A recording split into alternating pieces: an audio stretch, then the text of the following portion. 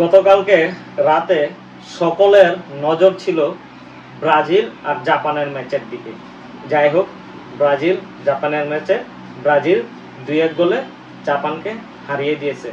আসলেও কি ব্রাজিল সহজভাবে জিততে পারছে ম্যাচটা? আমার মনে হয় না। কারণ একটা সময়ে নেইমারকে কোচ 90 মিনিট পরে নামানোর চিন্তা ভাবনা করেই ফেলছিল। এই কারণেই গতকালকে প্রথম 90 মিনিটে নেইমারকে নামানো হয়নি।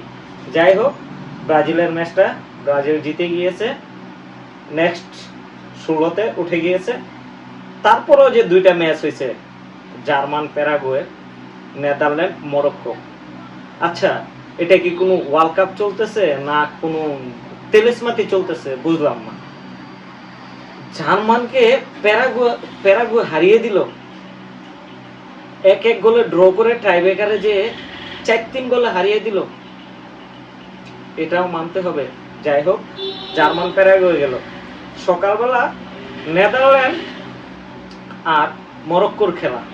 ভাই, একটা কথা বলে রাখি, এই মরক্কো যদি ওয়ার্ল্ড কাপ জিতেও যায়, এই জায়গায় কোনো সন্দেহ নাই, কোনো অবিশ্বাসের মতো কিছু নাই, কোনো অঘটন ঘটানোর মতো কোনো কারুকার্য নাই। মরক্কো নেদারল্যান্ডের সাথে যা খেলছে, আপনি কোথায় কাউন্টারে যাবেন, কাউন্টারে খেলবে, ডিফেন্সে যাবেন, ডিফেন্সে খেলবে, অ্যাটাকিংয়ে যাবেন, অ্যাটাকিংয়ে খেলবে। এই মরক্কোকে কে থামাবে? মরক্কো তো লাস্ট 16 কোয়ার্টারে উঠে রয়েছে, কারণ এরপরে মরক্কোর খেলা পড়বে কানাডার সাথে। কারণ কানাডা উঠছে, মরক্কোর খেলা কানাডার সাথে, মানে মরক্কোর কোয়ার্টার ফাইনাল নিশ্চিত। কোয়ার্টার ফাইনালে চলে গেছে মরক্কো। আর নেদারল্যান্ডকে কি নাস্তানুবাতরা করলো ট্রাইব্রেকারে নেদারল্যান্ড।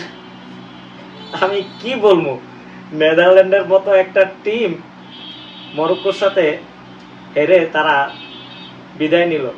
সেলুট জানাই মরক্কোকে। মরক্কোর প্লেয়াররা এত এত ভালো খেলছে।